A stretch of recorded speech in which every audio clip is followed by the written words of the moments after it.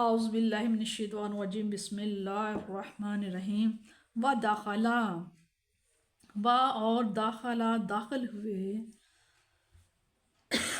معاہو ان کے ساتھ حضرت یوسف علیہ السلام کے ساتھ السجن قید خانے میں فتیان دو نوجوان، اور داخل ہوئے آپ کے ساتھ ہی قید خانہ میں دو نوجوان، ان میں سے کہا احدہما ان دونوں میں سے ایک نے انی بے شک میں آرانی میں دیکھ رہا ہوں اعصر خمرن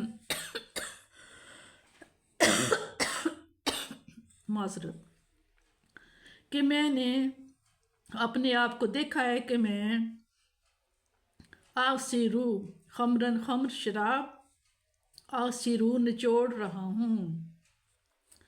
وقال الآخر اور دوسرے نے کہا انی بے شک میں آرانی میں دیکھ رہا ہوں خواب میں احملو اٹھائے ہوئے ہوں فوق اوپر رأسی اپنے سر کے اوپر اٹھائے ہوئے ہوں خبزن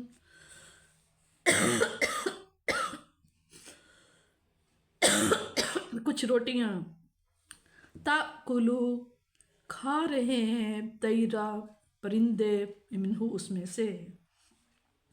اور دوسرے نے کہا میں نے خواب میں اپنے آپ کو دیکھا کہ میں اٹھائے ہوئے ہوں اپنے سر پر کچھ روٹیاں، پرندے کھا رہے ہیں ان میں سے۔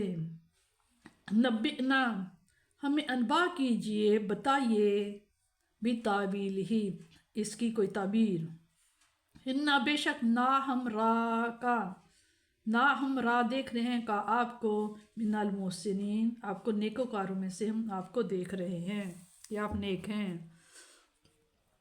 اللہ تعالیٰ نے اپنے پیارے بندے یوسف کی عاجزانہ التجا کو شرف قبول بخشا اور ہر مرحلہ پر وہ ثبات اور پختگی عطا فرمائی کہ حسن عریاں کی کوئی یورش آپ کو متزلزل نہ کر سکی۔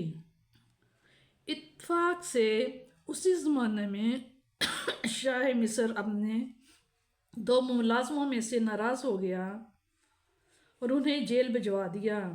ان میں سے ایک اس کا ناظم تھا اور دوسرا اس کی محفل عیش و طرب کا نگران اعلیٰ تھا۔ ان دونوں پر یہ الزام عائد کیا گیا کہ انہوں نے بادشاہ کو زہر دینے کی سازش کی ہے۔ وہ اپنی قید کاٹ رہے تھے کہ ایک رات دونوں نے خواب دیکھا۔ وہ بڑے پریشان تھے کہ اس خواب کی تعبیر کس سے پوچھیں۔ حضرت یوسف علیہ السلام بھی عرصہ سے اسی زندان میں اسیر تھے اور اپنے اخلاق کے عالیہ، نیک نفسی اور عالی ظرفی کے باعث تمام قیدیوں کی نظروں میں بڑے محبوب اور محترم تھے۔ آپ کا یہ دستور تھا کہ ہر غمزدہ کی دلداری کرتے، ہر مریض کی عادت کے لیے تشریف لے جاتے، اگر کوئی زخمی ہوتا تو اس کی مرہم پٹی کرتے، ساری رات اپنے رب کے حضور میں دست بستہ کھڑے رہتے اور اتنا روتے کہ جیل خانہ کے در و دیوار بھی آہو فغاں کرتے ہوئے معلوم ہوتے۔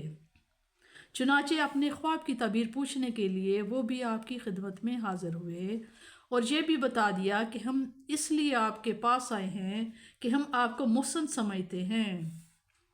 اس سے ظاہر ہوتا ہے کہ حضرت یوسف علیہ السلام جیل میں بھی ایسی پاکیزہ زندگی بسر کر رہے تھے کہ آپ کے پاس رہنے والے قیدی آپ کو محسن کے لقب سے یاد کیا کرتے تھے۔